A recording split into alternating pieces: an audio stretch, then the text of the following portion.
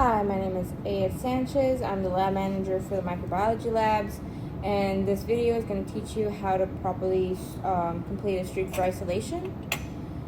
There's three different methods that you can use, but a lot of them are pretty similar. This is also kind of showing you basic aseptic technique. You want to have your gloves on, your goggles, your lab coat fully buttoned up, and how to use the striker and the gas line. So the gas line, what you'll want to do is push down and turn. You'll see red little knobs kind of protruding out. That's how you know the gas is on. And then you'll immediately want to kind of push down on the striker and move it across. If you're just kind of moving it across without putting any little bit of pressure on it, it's not really going to spark up. And then your gas should be on. After that, you'll take your inoculating loop. It's just a quick little metal rod with a loop at the end. And you'll want to place it at the very top of the flame. That's where the hottest point is at. So have it at the very top. And you'll want to let it get it red hot. So that's how you know your loop has been sterilized. After that, you can kind of put it on your test tube rack to let it cool. While that's cooling, you want to go ahead and sterilize your test tube by just kind of taking off the cap and swirling it around there, and you can place the cap back on and let it cool down. The only way to check your inoculating loop to see if it's been sterilized is by getting your auger plates and lightly touching it in a corner. If it doesn't sizzle, it's cool enough and you should be good to use. You'll take your cap off, you'll dip it in your culture. You can also just kind of either vortex it or mix it around with your inoculating loop, similar, just like that. That way you're making sure you're picking up both cultures in there. You get your loop, and then all you want to do is go back and forth. That first quadrant, that first streak, you're going to have it super condensed, just going back and forth, up and down a couple of times.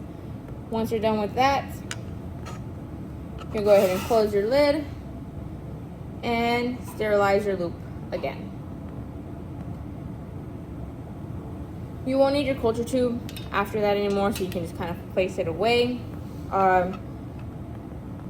You'll want to make sure that you allow time for your inoculating loop to cool down, so you're not killing any of the bacteria whenever you're dragging it from one quadrant into the other.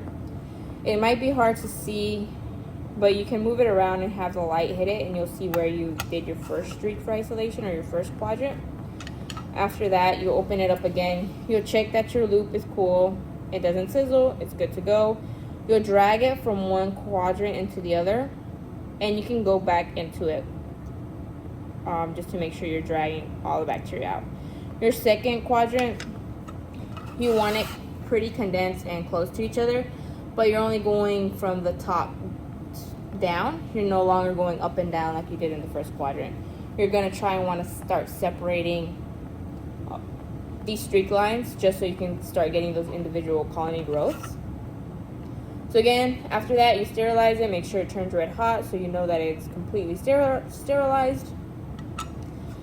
You'll go ahead and check it once more. It's not sizzling, it's cool. You'll go ahead and drag it again for that third one. And you'll want these third streaks to be pretty open. You should be able to see the space in between each of those lines.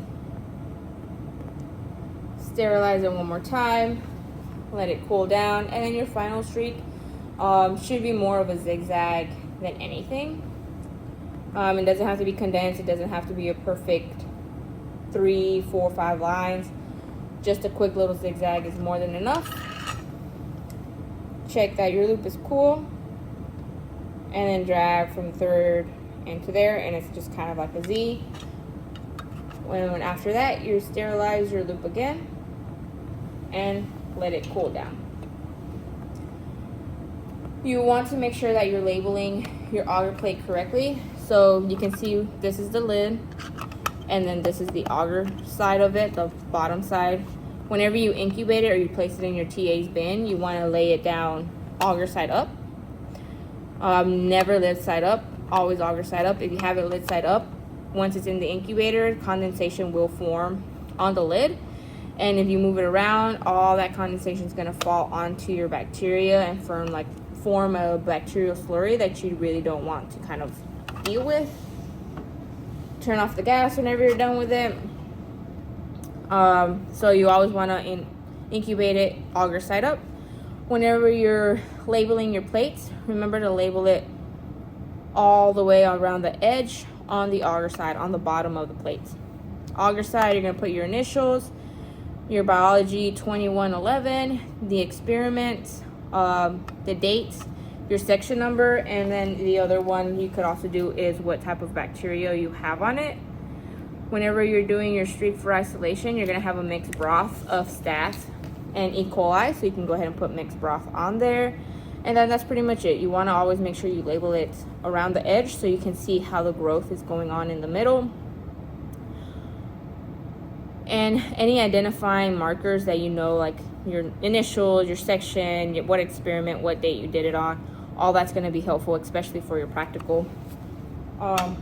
Once that's done, you're pretty much done with your streak for isolation. The following lab, what you'll do is you'll look at the growth on your plates. You're going to select a single colony. One colony is more than enough. You might not see it visually on your inoculating loop, but you have bacteria on there after you pick up that single colony, and then you'll perform the streak for isolation technique again, but this time instead of a mixed broth, it's just going to be a single colony on there.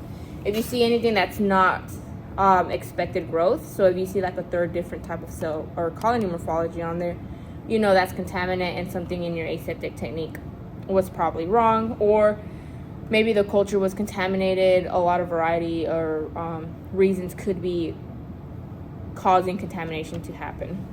So just to get a more visual idea of how the streak for isolation happens, your lab manual talks about a quadrant. So you'll have your auger plate on the auger side, or the bottom side of the plate, divided into 4. You'll do quadrant 2, quadrant 3, quadrant 4. Again, you're going to label only across the edge of the auger plate. And then that quadrant 1, you want it to be condensed. And you don't need to drag it all the way to the center. Just condense back and forth, back and forth. Sterilize your loop.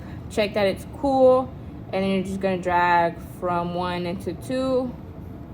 Still pretty condensed. And starting in this one, you can kind of go all the way to that end there. Sterilized.